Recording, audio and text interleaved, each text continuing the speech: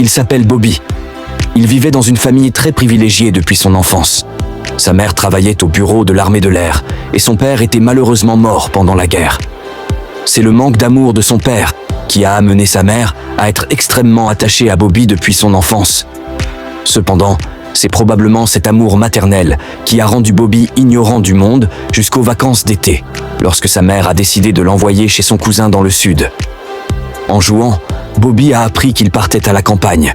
Il était très heureux à cette idée. Avant de partir, sa mère avait des comportements particuliers. Elle était respectueuse envers les Blancs, mais elle ne pouvait pas non plus s'empêcher de taquiner sa mère. Un tel comportement n'a fait que rendre son fils encore plus mignon. Ensuite, alors que sa mère renvoyait son Altesse Royale Bobby, il est monté à bord d'un train.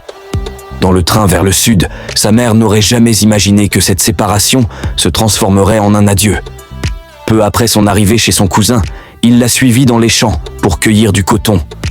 Tout le monde travaillait dur et seul Bobby essayait d'animer la galerie. Afin de trouver le bonheur, Bobby fait semblant de s'évanouir dans les champs de coton. Son cousin était si effrayé qu'il s'est précipité pour enquêter. Mais la seconde suivante, il a ri et s'est levé peu de temps après la fin du travail. Ensuite, Bobby a suivi son cousin dans un magasin voisin pour acheter quelque chose. Bobby a vu que son patron était une femme blanche, alors il l'a complimenté.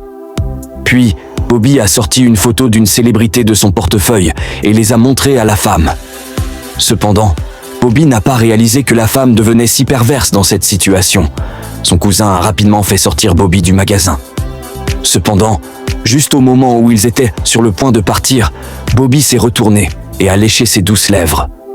De façon inattendue, il a sifflé à la femme derrière lui, face à l'homme noir provocateur. La femme était abasourdie. Dans le magasin, tout le monde était stupéfait. À ce moment-là, Bobby a vu que l'atmosphère n'était pas bonne. Alors il a regardé son cousin avec des yeux interrogateurs. Mais celui-ci était plus préoccupé par la réaction de la femme. De façon inattendue, la femme était tellement en colère qu'elle s'est retournée pour prendre une arme. En voyant cette scène, les Noirs ont eu peur. Mais dès qu'ils sont montés dans la voiture, la femme a pointé l'arme sur eux depuis derrière la voiture. Heureusement, elle n'a finalement pas appuyé sur la gâchette.